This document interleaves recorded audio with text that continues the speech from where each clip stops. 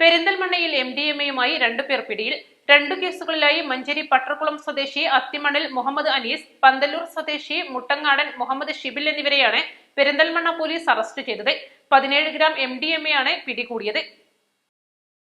കഴിഞ്ഞ ദിവസം വൈകിട്ട് 4:30 പെരിന്തൽമണ്ണ ടൌണിലെ ഓട്ടോ ഡ്രൈവറാണ് തന്റെ ഓട്ടോയിൽ കയറിയ ഒരാളുടെ ബാഗ് മറന്നുവച്ചതായി പോലീസ് സ്റ്റേഷനിൽ വിവരം നൽകിയത്. തുടർന്ന് പോലീസ് നടത്തിയ പരിശോധനയിൽ ബാഗിൽ നിന്നും തിരിച്ചറിയൽ രേഖകളും ലഹരിമരുന്നിന്റെ പാക്കറ്റുകളും കണ്ടെടുത്തു.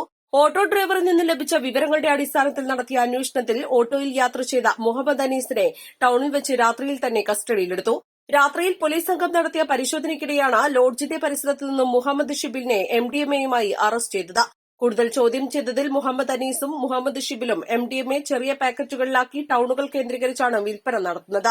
ലഹരിമരുന്ന് വിൽപ്പന നടത്തുന്ന സംഘത്തിലെ മറ്റു കണ്ണികളെക്കുറിച്ച് വിവരം ലഭിച്ചിട്ടുണ്ട്. കൂടുതൽ ചോദ്യം ചെയ്ത് അന്വേഷണം നടത്തിവരികയാണ്.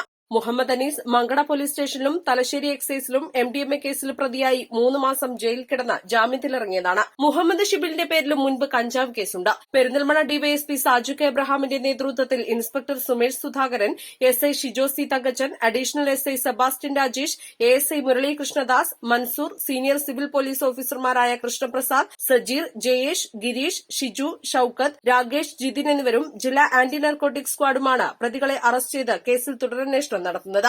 East live Perinthalmanna.